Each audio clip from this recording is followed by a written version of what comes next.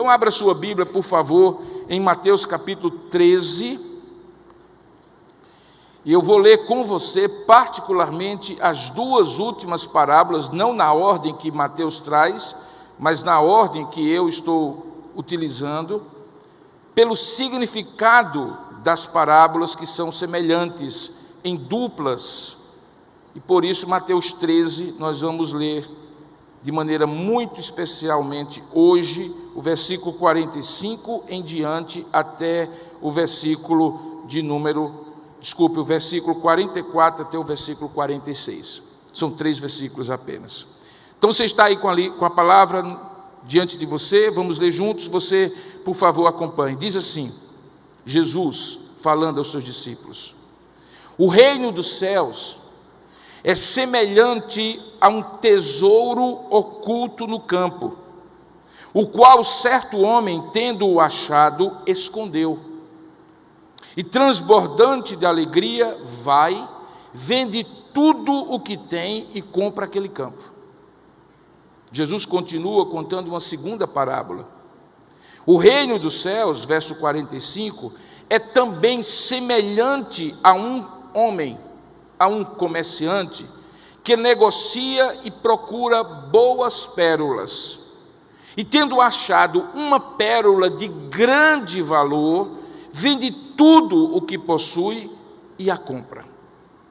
Que Deus abençoe esta palavra lida e nos dê o esclarecimento, como deu aos seus discípulos, dos mistérios do reino e daqueles que buscam o reino como nós. Amém? Curva sua cabeça por um instante, feche seus olhos, por gentileza, vamos orar juntos. Ó Deus amado e querido Pai, diante da Tua presença, o Teu povo, filhos e filhas Tuas estão entrando por estas portas com ações de graças e nos Teus átrios com hinos de louvor, para falar contigo, que és o nosso Deus, Pai, o nosso Rei e Senhor. E aqui já Te louvamos, Te elogiamos, Te adoramos em espírito, em verdade, na beleza da Tua santidade, como convém ao Teu povo. E aqui já ofertamos os tributos do reino e consagramos as nossas vidas a Ti, falando contigo em oração e lendo a Tua palavra, que é a instrução do Rei. Nesta hora, Pai, para que não nos percamos, precisamos da Tua instrução.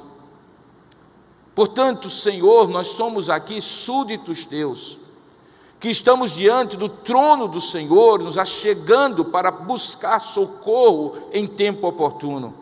E o maior socorro que Tu podes nos dar é claramente revelar os mistérios do reino, no qual o Senhor nos transportou para dentro dele, vindos do império das trevas. Instrui o Teu povo, não por causa ou por mérito meu, porque eu não sou nada nesse momento a não ser boca do Senhor. Fala ao Teu povo Tu mesmo, por meu intermédio. E na minha limitação, ajuda-me a ser fiel à Tua palavra, para que o Teu povo escute a Tua voz. Abra o entendimento de cada filho, de cada filha Tua que está aqui, para que possa compreender a Tua palavra. A palavra que foi inspirada e lida para nós agora, que seja iluminada e aplicada ao nosso coração pelo Teu Espírito. Pois é assim que nós oramos, e a Ti, Senhor, o nosso Rei, daremos toda honra, toda glória e todo louvor, em nome do Senhor Jesus. Amém. Queridos, eu estava hoje pela manhã, pastor Francisco, me levaram para um tour na igreja, fiquei impressionado mais uma vez, e me levaram para a escola dominical. Há uma professora muito inteligente, assim que eu entrei, disse: pronto, chegou o professor, e me fez completar a aula que ela estava dando. Foi muito bom para as crianças de 9 e 10 anos, salvo engano. E aí depois subimos para o primeiro andar e fiquei impressionado com uma sala de instrução sobre gestão financeira. Eu acho que o nome da sala é Educação Financeira. Eu conheço muitas igrejas e tenho viajado muito, mas eu não me lembro de nenhuma igreja que tinha uma aula de escola dominical sobre instrução financeira. E por que eu estou falando sobre isso? Porque talvez um dos conceitos mais difíceis no mundo da economia e da finança, seja da economia e da finança doméstica ou dos grandes negócios, é o conceito de valor. Por exemplo, se eu tenho um apartamento que me custou, e custo é diferente de valor, R$100 mil, eu comprei o tijolo, eu comprei o cimento, quem construiu colocou o seu lucro sobre isso, eu paguei por tudo isso, e ao final da conta eu gastei, ou investi, como queira, R$100 mil. Para mim, o valor desse apartamento começa a partir daí. Mas se esse apartamento for para eu morar, a paz que eu vou ter junto com a minha esposa, ou quando os meus filhos vierem me visitar, de saber que tem um lugar onde eu posso deitar a minha cabeça, descansar, o cheiro daquele lugar, que é diferente de qualquer outro lugar, as coisas que eu penduro na parede, os quadros, o lugar onde eu sei que tem determinada coisa, começam a acrescentar a este investimento financeiro um valor inestimável. É quando a casa vira lar. E o lar não tem preço, tem muito valor. Mas aí digamos que, como aconteceu comigo, os filhos vão embora, crescem e vão viver a vida deles. E aí eu começo a ver que aquele apartamento lá de 160 metros quadrados, com 3 quartos, começa a ficar pequeno, ou melhor, grande. Era pequeno quando os meninos vinham com os coleguinhas, colegas da igreja, mas começa a ficar grande. Aí minha esposa fecha a primeira porta, triste porque o mais velho saiu. Aí fecha a segunda porta, triste porque a do meio, filha, saiu. E aí eu começo a fazer uma conta, eu estou contando a minha história, de que aquele investimento que eu fiz começa a ter um desvalor, porque eu já não tenho uma alegria mais naquele lugar, porque para onde eu olho tem os meninos passando, mas eles já não estão ali. Então eu decidi fazer uma coisa, eu decidi vender aquele apartamento e comprar um menor, num condomínio com uma boa estrutura. Eu gosto de nadar quando tenho tempo, então queria uma piscina para eu nadar, naquele outro não tinha, e eu coloco o meu apartamento para venda. Aí descubro que porque construíram muitos apartamentos mais novos e mais modernos, o que eu esperava receber não é mais aquilo que eu esperava. O apartamento perdeu o valor. Mas perdeu o valor como? É porque ninguém está disposto a pagar o que eu pedi. Você compreende, eu poderia dar outros exemplos aqui, que valor não é aquilo que necessariamente eu posso tocar, medir, pesar. Valor é um conceito subjetivo na economia e nas finanças. Valor é aquilo que alguém está disposto a pagar, mesmo que eu avalie ser mais alto, mas se não tiver comprador, eu vou ter que vender se precisar, pelo valor que alguém tem para pagar. Por que eu estou falando tudo isso? Alguém deve estar perguntando, e quando é que o senhor começa a pregar? Eu já estou pregando. Mas por que eu estou falando tudo isso? Porque essas duas parábolas que eu li, dentre as 7 parábolas do reino de Mateus capítulo 13, tem um tema único, embora sejam 2 parábolas, e tem uma diferença sutil entre uma e outra. E o tema é o valor do reino de Deus. Tanto a parábola do tesouro escondido no campo, como a parábola da pérola de grande valor, foram contados por Jesus para revelar o valor do reino de Deus. E o valor do reino de Deus, segundo as 2 parábolas, é inestimável. É tão grande, tão alto, que nas 2 parábolas, os 2 personagens, aquele que está no campo, que não é dele, possivelmente alguém que arrendou aquele campo, cavando talvez para plantar ali, encontra aquilo que lá no Nordeste a gente chama de botija. Eu não sei se é o nome que tem aqui no Norte, Antigamente, quando não havia casa de crédito e banco, e as pessoas queriam guardar dinheiro, elas enterravam no campo. E tinha gente que vivia a vida toda para encontrar uma botija, correndo atrás da botija. Aquele homem encontrou o tesouro, mas o campo não era dele. Ele tinha outros bens, e o que é que ele faz, diz o texto? Ele vai, não conta a ninguém o tesouro que ele encontrou, vende tudo que tem e compra o campo. E quando ele compra o campo, ele ganha o tesouro. O que Jesus está dizendo naquela parábola é que aquele tesouro escondido no campo valeu, teve o valor tão inestimável para aquele homem que ele vende tudo que ele tem para comprar o campo e, consequentemente, receber o tesouro. A outra parábola também tem esse mesmo sentido. Diz que havia um comerciante, possivelmente uma pessoa que vivia do trading, da compra e venda de pérolas, o que era muito comum naquela época. Ainda hoje existem pessoas que trabalham com commodities, que compram e vendem, e de repente era um vendedor de pérolas. E como um bom vendedor de pérolas, ele sabia distinguir uma pérola de grande valor e uma pérola de pouco valor. E não tinha a ver apenas com o tamanho, tem a ver com a transparência, com a cor, com o brilho daquela pérola. Como você sabe, a pérola não é um metal, é algo que é gestado, que é gerado dentro de algo no oceano, de uma espécie de ostra, exatamente, aquela que você come com limãozinho. Tem um tipo de ostra que gera pérolas. Existem hoje plantações de pérolas, fazendas de pérolas, com tipos diferentes de pérolas. E aquele homem que naquela época não tinha essa tecnologia à disposição, de repente encontra, sabe-se lá como, uma pérola de grande valor. Ele vai então e vende tudo o que ele tem para comprar aquela pérola. E novamente a mensagem é muito simples e direta. Obviamente, para quem era discípulo, era muito claro. Jesus estava ensinando que o reino de Deus é tão valioso que vale a pena você abrir mão de tudo para tê-lo. Mas eis aqui uma sutileza. De uma história para outra há uma diferença sutil, mas importante.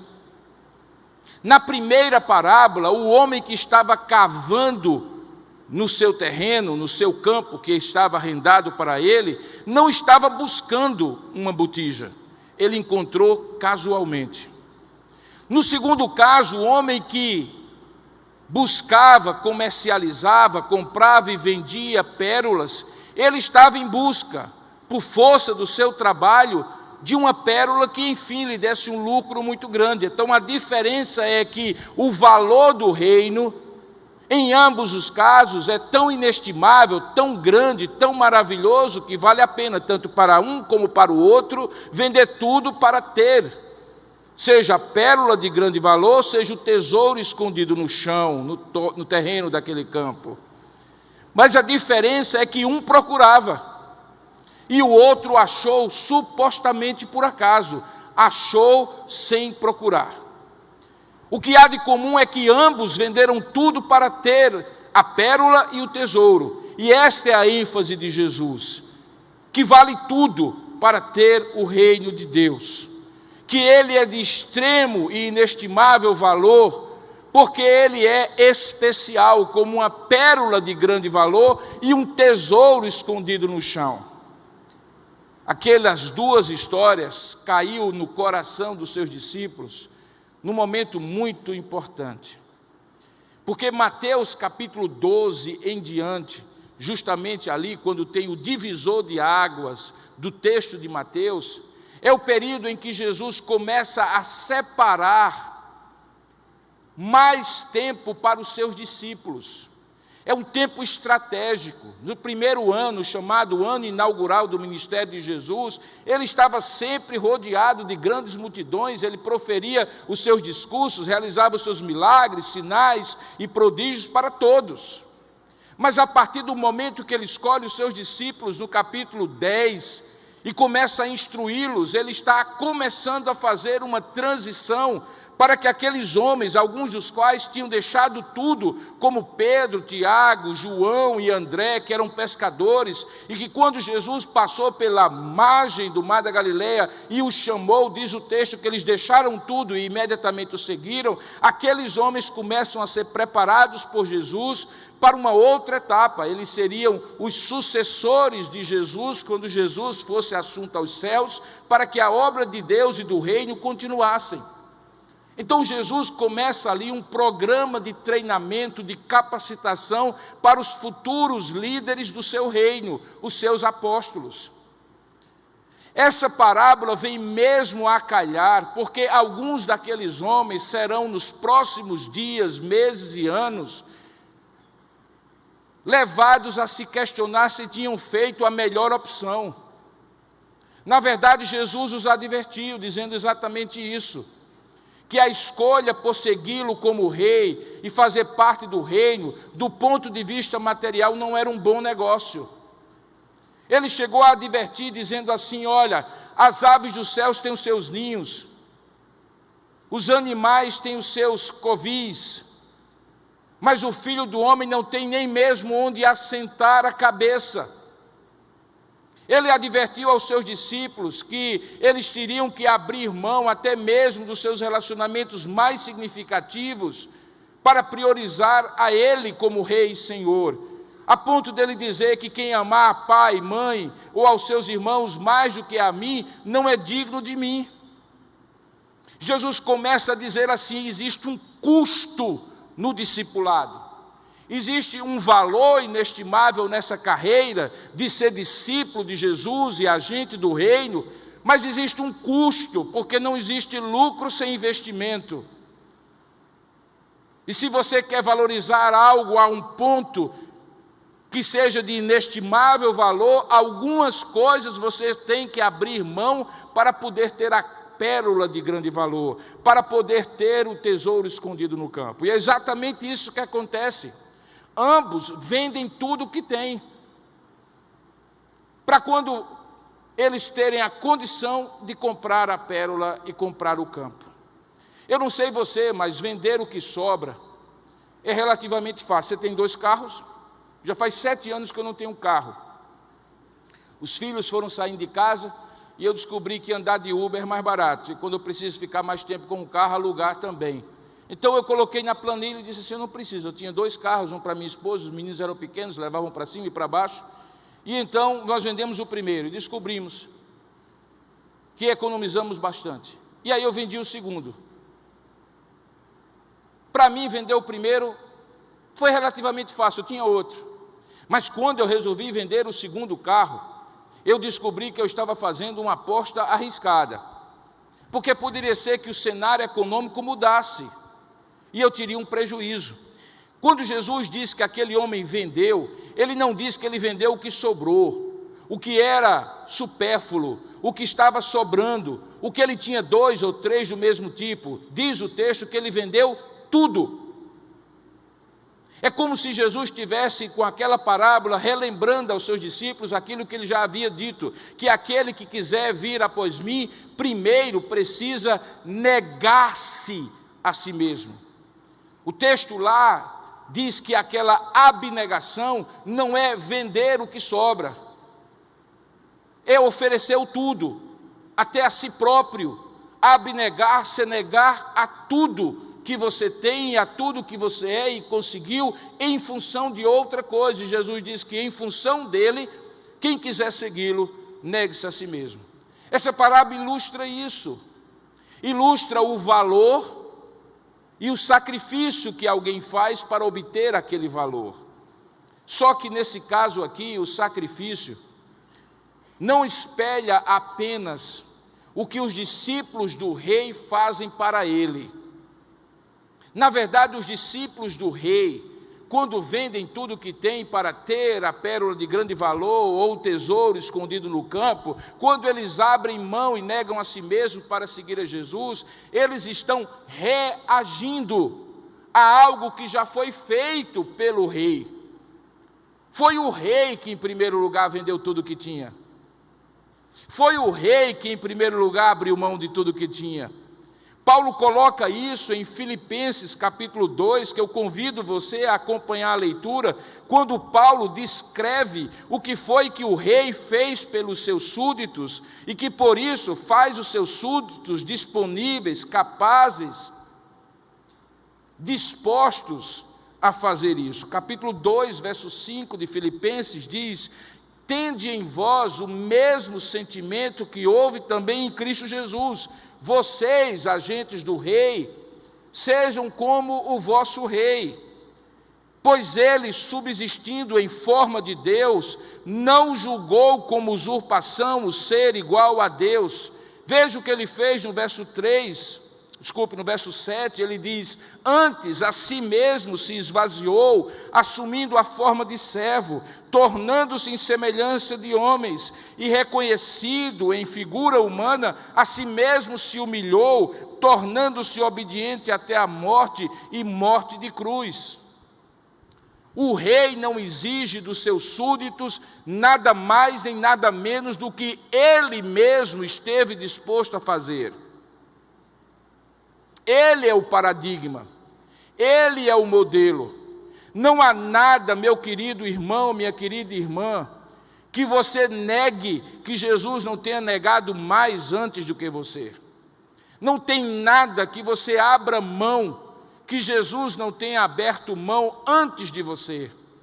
Ele não exige de você aquilo que, em primeiro lugar, ele não tenha feito por você. Por isso, aquele homem não calculou, porque ele entendeu que aquela pérola de grande valor valia tudo, e a pérola de grande valor era o reino, era o rei, era o evangelho.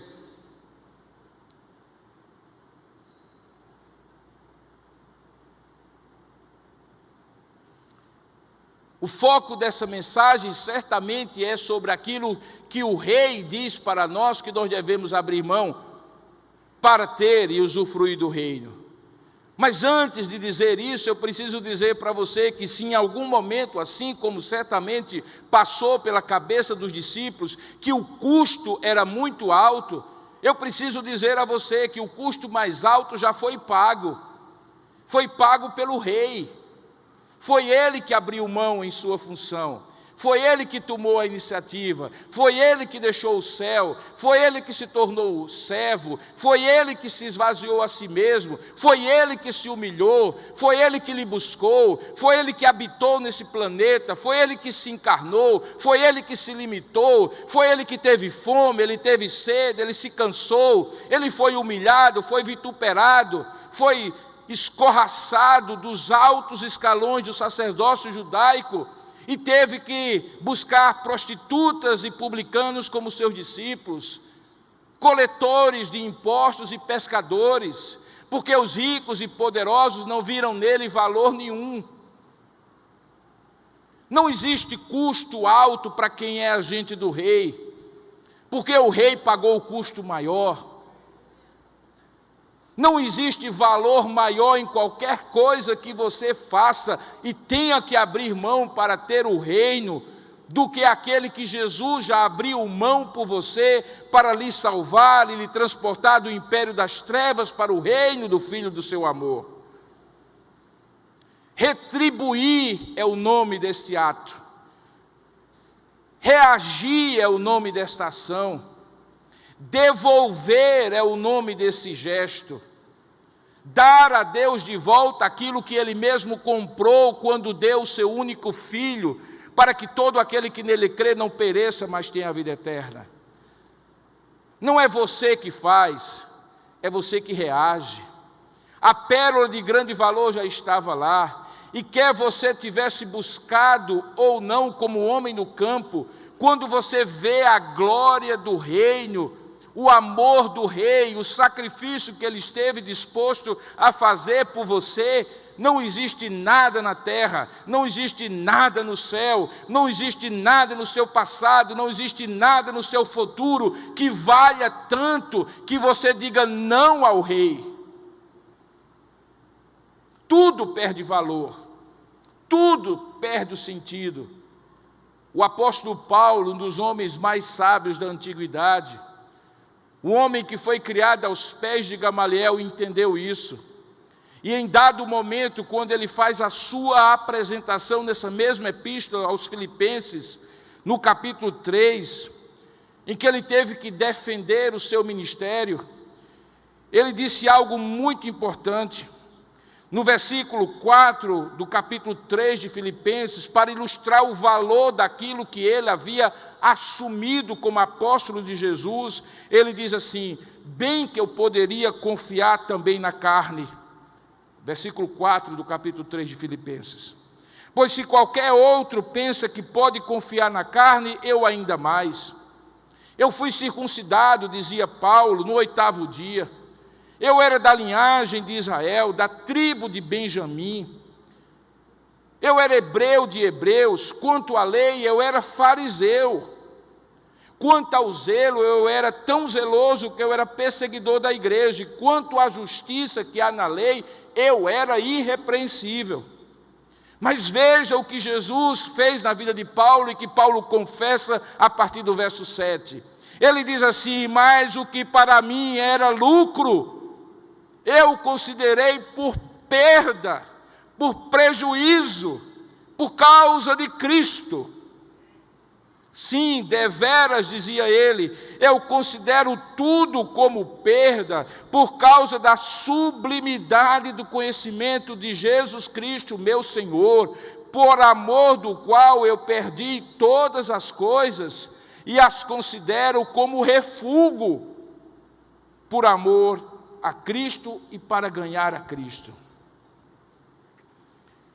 Paulo abriu mão de uma carreira religiosa de sucesso. Possivelmente, se ele não foi, seria membro da mais alta corte religiosa e civil de Israel, o Sinédrio. E de repente, naquele caminho para Damasco, Jesus aparece para ele. E a proposta de troca que Jesus faz para ele parece vergonhosa. Ele diz assim: vai, falando para Ananias, que foi em socorro de Paulo, vai, porque lá no caminho em Damasco existe um instrumento que eu escolhi, e ele levará meu nome perante os reis, os filhos de Israel, mas o lucro que ele terá é que em meu nome ele padecerá por muitas perseguições. E Paulo aceita essa troca. A glória, o sucesso e o poder religioso por ser perseguido por amor a Cristo. E ele dá nesse texto a razão. É porque a sublimidade do amor e do conhecimento de Deus, a pérola do grande valor, o tesouro escondido no campo, era muito mais valioso do que tudo que ele tinha, do que tudo que ele poderia possuir.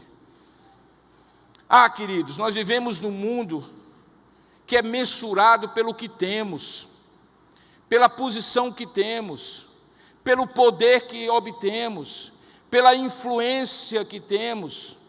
Hoje, um jovem adolescente com seus 12, 13, 14 anos, que tenha 1 milhão de seguidores no Instagram, vale mais do que um homem que passou a vida toda trabalhando aos olhos do mundo. Ele chega até a monetizar pela quantidade de seguidores que ele tem. Essa é a regra do mundo hoje. Mas sempre foi assim, só que de outra forma. Aquele homem que trocava pérolas sabia que as pérolas tinham grande valor. E ele vivia desta troca. Aquele homem que arrendou o terreno e achou um tesouro naquele terreno, sabia que aquele terreno tinha agora um valor maior, não porque era uma boa terra, boa para a agricultura, mas porque tinha uma botija, tinha um tesouro ali escondido. Nas regras dos homens, poder, dinheiro, fama e sucesso valem muito. Mas no reino de Deus, tudo isso perde o valor diante da sublimidade do Rei. Isso muda a maneira como a gente encara a vida. E era exatamente isso que Jesus queria produzir no coração dos discípulos, porque lá na frente, quando eles vissem o próprio Senhor Jesus ser levado, julgado injustamente, crucificado e morrer na cruz, certamente algum deles iria se questionar se teria valido a pena tudo isso. Eu lembro, por exemplo, que pelo menos 2 pensaram assim. Em Lucas capítulo 24, conta a história de dois homens que são conhecidos como os dois discípulos no caminho de Emaús. Você já ouviu essa história, certamente. Em algum momento, Jesus, de maneira oculta, se aproxima deles e ouve a conversa que eles estavam saindo de Jerusalém para a aldeia de Emaús. E a grande frustração que está naquela conversa é a seguinte: nós pensávamos que seria desta vez, que Israel seria restaurado e a glória do reino, do povo da aliança de Israel voltaria a existir. Mas agora já é o terceiro dia, era o domingo da ressurreição. E aquele em quem nós tínhamos depositado toda a nossa confiança foi crucificado e morto. E Jesus, o ressurreto, que tinha ressuscitado naquela manhã, estava ouvindo tudo isso. Para aqueles homens que eram discípulos, o investimento no reino não tinha valido a pena. Mas quando eles têm a oportunidade de ver Jesus explicando para eles, lá na frente eles reconhecem que desde o primeiro momento, quando Jesus começou a dizer que nada daquilo tinha sido por acaso, que tudo aquilo cumpria a profecia, eles então começaram a ter o coração aquecido. E quando enfim, ao fim da tarde, Jesus faz menção de ir embora e eles pedem: fica, Senhor, pois já é tarde. E eles sentam à mesa para a última refeição do dia e então dormir e seguir no outro dia a viagem. Quando Jesus parte o pão, como nós vamos partir nessa noite, eles relembram e reconhecem Jesus. Toda a frustração faz com que eles deem uma volta de 180 graus e ao invés de sair de Jerusalém para fugir da frustração, eles voltam correndo para Jerusalém, encontram os apóstolos e dizem assim: ele ressuscitou. Porque a pérola de grande valor revelou o seu valor para eles. O brilho de Jesus tirou toda a tristeza e as trevas do coração dele.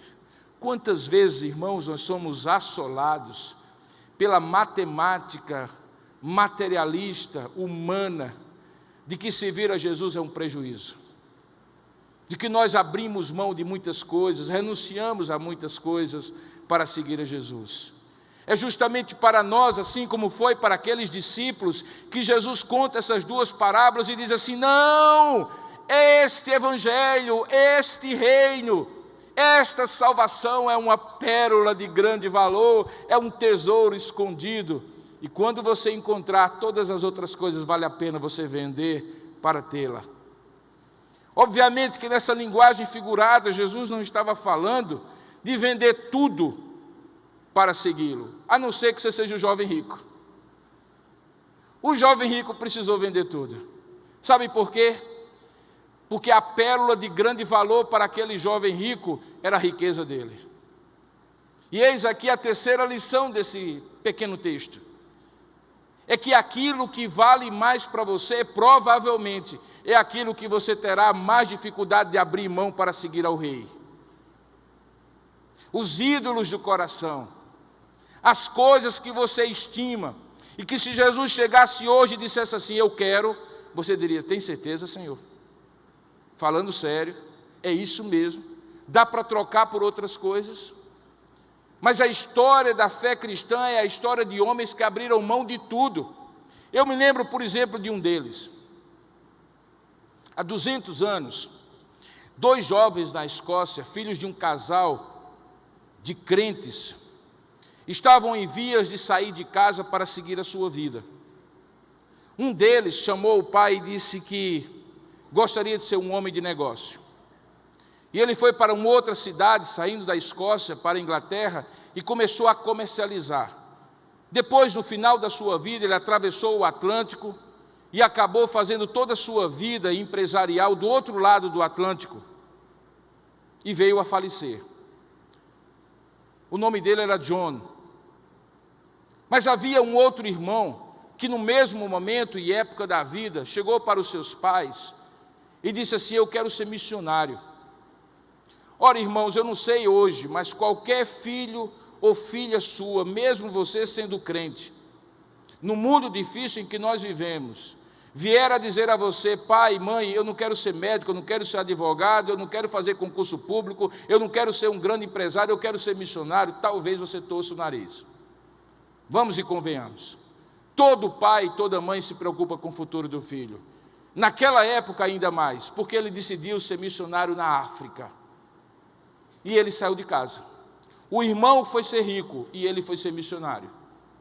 200 anos depois, se você for agora no Google e colocar o nome do primeiro irmão, chamado John Livingstone, você vai ver a data de nascimento dele, a data de falecimento dele e uma única frase que representa a totalidade da vida daquele jovem que fez a opção por ser muito rico. Lá diz apenas o seguinte: John Livingstone, nascido em tal lugar no dia tal, morto em tal lugar no dia tal, ponto. Ele foi o irmão mais velho de David Livingstone. Mas quem é David Livingstone? Os que amam missões sabem do que eu estou falando. David Livingstone foi o homem que enterrou o seu coração na África, o maior missionário que já bateu os 4 cantos do continente africano. Ele passou anos e anos cuidando da saúde dos africanos, evangelizando, combatendo o tráfico de escravos. E quando ele morreu, depois de quase 34 anos de vida ininterrupta servindo na África, ele fez um pedido antes de morrer: que o seu coração fosse enterrado no seio da África. Ele foi o homem que atravessou o continente africano pela primeira vez dentre todos. Ele foi o homem que descobriu a fonte do rio Nilo. Ele foi o homem que colocou as cataratas de Vitória como sendo uma homenagem à rainha da Inglaterra na época. E quando o seu coração foi enterrado no coração da África, o seu corpo foi trasladado para a Inglaterra. E se você for hoje em Londres, na abadia de Westminster, onde os reis, rainhas e os grandes homens e vultos da Inglaterra são enterrados, você vai encontrar um túmulo com uma lápide com o nome de David Livingstone, e lá está a frase que marcou a sua vida. E ele dizia assim, semelhantemente ao apóstolo Paulo, no livro de Atos, capítulo 20, verso 24: em nada considero a minha vida preciosa para mim mesmo, contanto que eu complete a carreira e cumpra o meu ministério de pregar o evangelho de Cristo. Quem tem mais valor neste mundo? John Livingstone. Na eternidade, David Livingstone. Queridos, há glórias deste mundo que talvez sejam disponíveis para você: sucesso, fama e dinheiro. Certamente você deve cuidar da sua família, perseguir uma vocação profissional, dedicar-se a ela. Mas se em algum momento, querido, você tiver que abrir mão do evangelho e da pérola de grande valor para ficar com essas coisas, você vai se lembrar destas 2 parábolas, de que um homem vendeu tudo para comprar o campo, porque no campo estava o tesouro, e outro vendeu todo o que tinha para comprar a pérola de grande valor. Sabe por quê? Porque o valor do reino é inestimável. Você crê nisso? Cuidado, vou perguntar de novo, pense direito. Você realmente crê nisso? Vou perguntar uma terceira vez, pense direito, porque as vozes estão diminuindo. Você realmente crê nisso? Mas você sabe o que é que isso vai implicar? Tem certeza? Talvez implique em você abrir mão da segurança do futuro. Talvez implique você abrir mão das suas próprias seguranças. Os tempos que virão pela frente, queridos irmãos e irmãs, serão tempos muito difíceis. Não sei se a minha geração verá, acho que sim.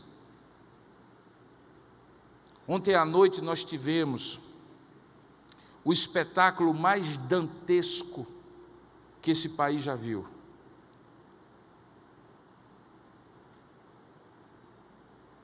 Graças a Deus eu não vi. E se você não viu, dê graças a Deus também.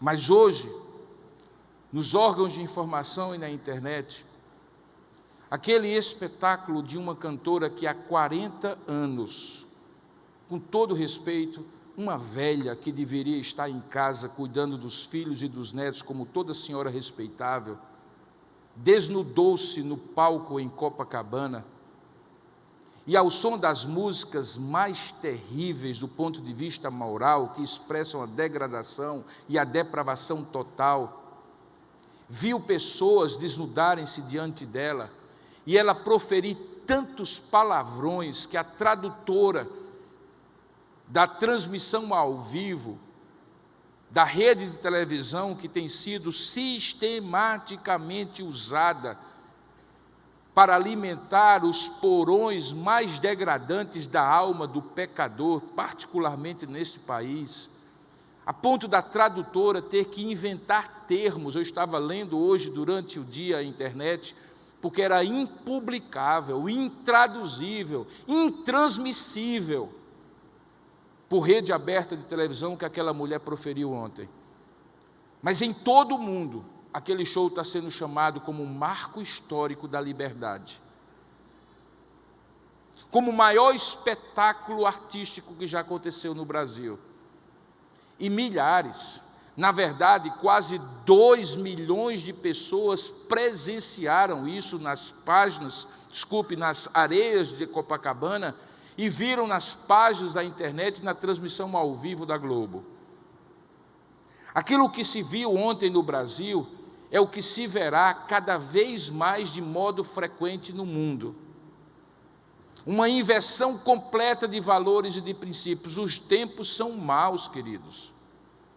Nesses dias eu tenho dito para vocês que não pensem, que vigiem, não pensem que vai ser fácil ser discípulo do rei nos próximos anos no Brasil.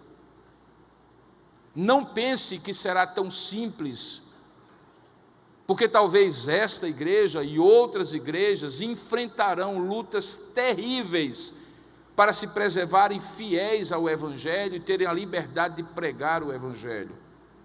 Como hoje já existe grande hostilidade de tudo que não é de fato gerado pelo poder e graça de Deus contra a pregação do Evangelho.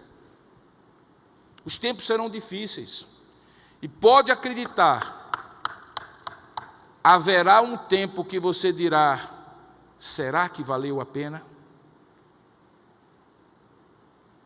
E assim como aqueles discípulos, você será lembrado da pérola de grande valor, e você dirá: eu venderia tudo de novo, e abriria mão de tudo de novo, negaria a mim mesmo de novo, tomaria cada dia a minha cruz de novo, e seguiria Jesus. E se você fizer isso, estará provado que você é um agente do rei na terra, um discípulo de Jesus, um filho e uma filha de Deus, em tempos difíceis que estão pela frente. Mas lembre, só se você entender que o valor é aquilo que você está disposto a pagar por ele. A pérola de grande valor só será de grande valor se você estiver disposto a abrir mão de tudo por causa do valor do Evangelho.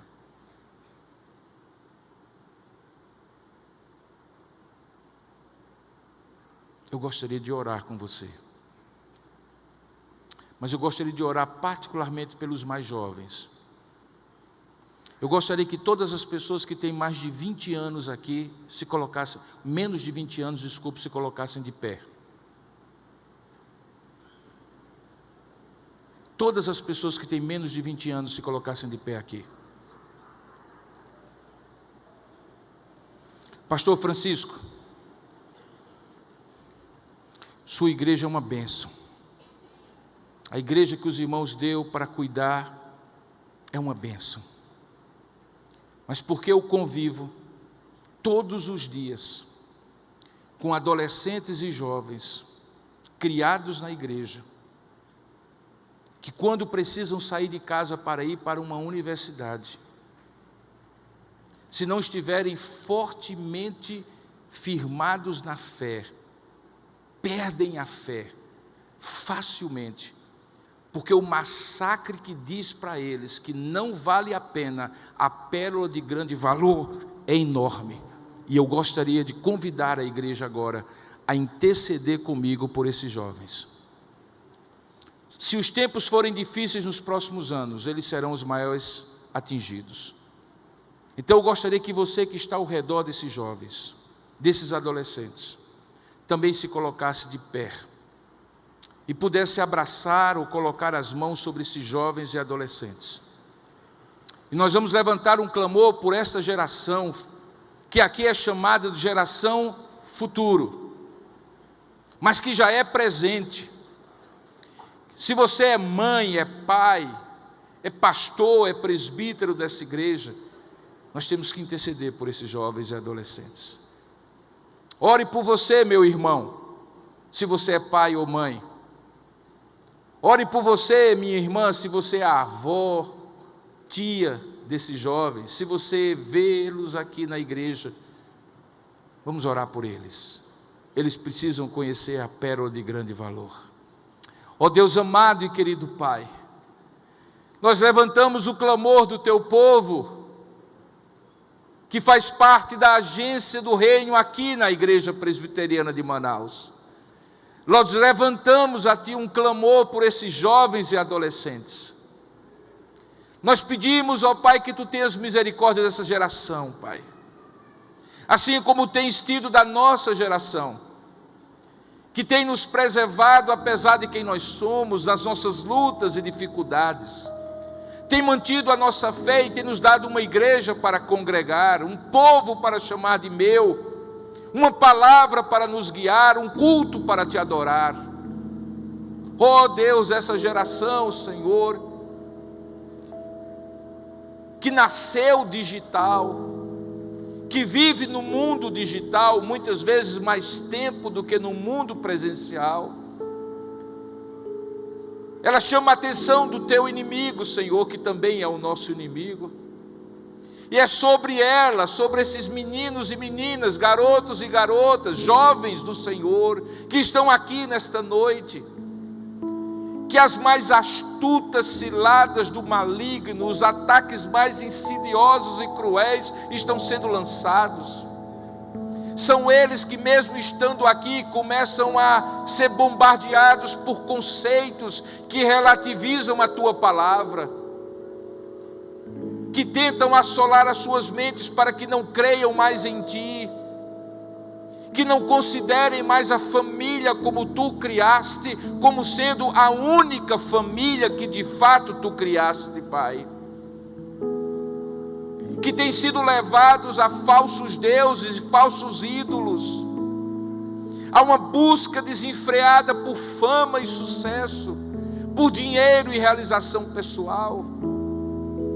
Para eles, ó Pai, cada dia mais será dito que a pérola não tem grande valor, que não vale a pena vender tudo para Te conhecer, abrir mão de tudo para Te conhecer, Te servir e Te amar. E o Teu povo que está aqui reunido nesta noite intercede a Ti: tenha misericórdia da juventude do nosso país, ó Pai. Tenha misericórdia desses meninos e dessas meninas que foram criados, estão sendo criados no Teu Evangelho, porque haverá tempos difíceis, Senhor, em que eles já não estarão ao nosso lado em casa, eles já não responderão aos nossos apelos para estarem no Teu povo, na Tua igreja e Te servindo. Eles terão que fazer suas decisões e opções. E o que eu Te peço, ó Deus, por amor a Teu Filho Jesus Cristo, é que Tu preserves a geração de jovens crentes que o Senhor tem nos dado, Que o Senhor escute o clamor do teu povo, porque eles serão os futuros presbíteros, diáconos, membros dessa igreja, do louvor, dos ministérios. Um dia nós passaremos o bastão para eles, ó Pai.